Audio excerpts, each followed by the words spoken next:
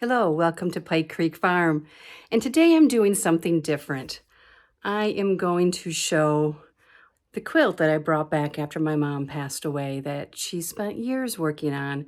And it's definitely something unique. You won't see another one like it. And in my opinion, it's a work of art and something that I truly treasure. And she wanted me to have it, and Dad wanted me to bring it back. So here is the quilt. And let me tell you all about it. I thought I would start off by showing you the back so you could see some of the actual quilting pattern and the stitching. Mom did this all by hand. She designed it herself. She drew the whole quilting pattern on with one of the fabric pencils, and she just started at one end and kept going. And I know we measured like 30 stitches within 3-inch space, so there's thousands and thousands of stitches. This was such a labor of love, and it just amazes me that she would stick to it and do a project like this. I am very good for having unfinished projects in my basket, but Mom would finish hers. Might take her a while, like this one did, but you'll hear all about that. But she finished it, and it was absolutely beautiful. Here is the quilt. It fits a queen size bed perfectly. We have a king size, so we will be putting it into a spare room. I'm gonna paint and do for this color scheme, and we have a antique wrought iron bed frame.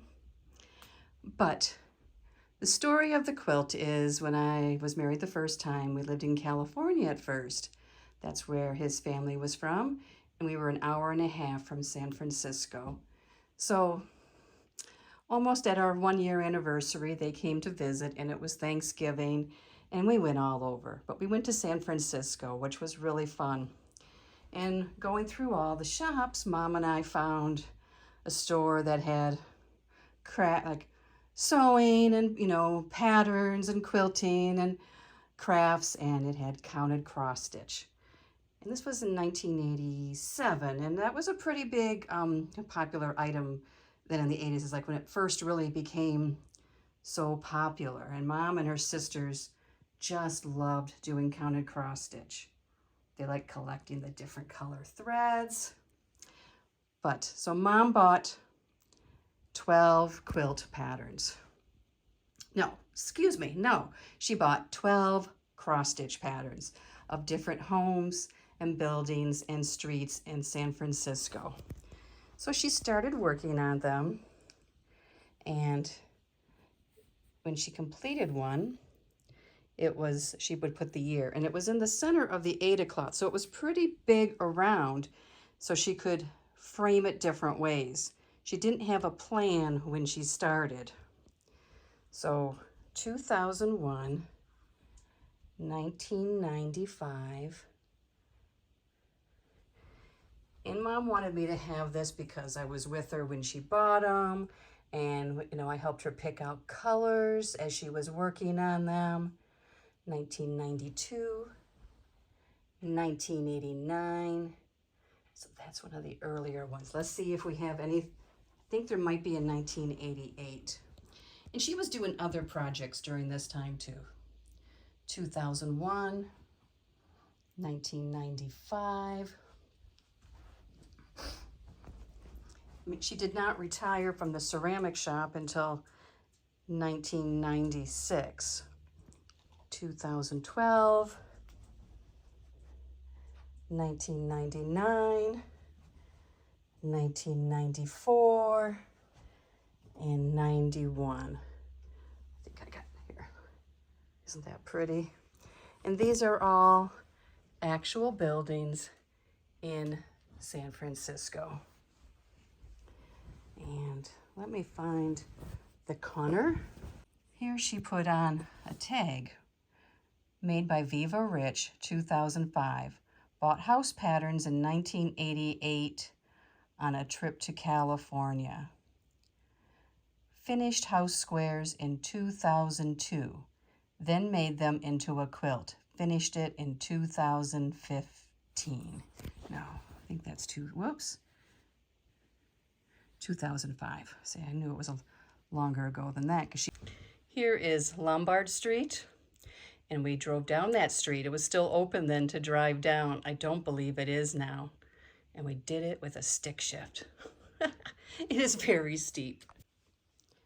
When Mom completed it, she wasn't sure what she was going to do with all these individual pictures, how she was going to display them, you know, in one room, put, you know, a couple in a mat together, or she just didn't know. And Dad said, why don't you make a quilt out of them? Because she had started getting into quilting, doing small things, baby quilts and pillows and wall hangings. So she thought that was a great idea. So she had never made a big quilt. And this was totally made up by her. She had to figure out how she wanted to sash everything and what colors. And then she had to hand draw on the quilt pattern, which she hand stitched entirely. This is all hand stitched. She put it on my great-grandmother's quilting frame, and she quilted this entire thing. So finishing the pictures took years, but then she had to piece it, draw on her quilt pattern after she designed it, and then it took, you know, it was quite a while for her to quilt it. This was not a quick project, but it is definitely something unique, an heirloom for our family, and such a piece of art. I just think it's invaluable. I mean, I look at it and I just think of my mom and how beautiful work she did and how much she loved doing stuff like this.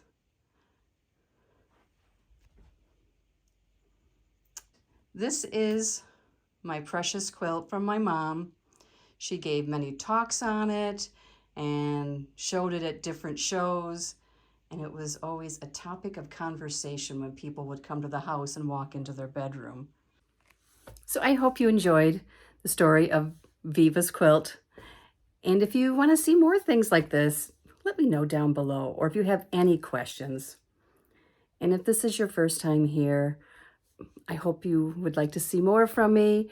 I do videos on canning and food preservation and lots of vintage recipes from my family, and I would love to share them with you. So push the like button, share this if you have friends who like quilts and would be interested in this, and subscribe to my channel. Thank you so much. See you next time at Pike Creek Farm.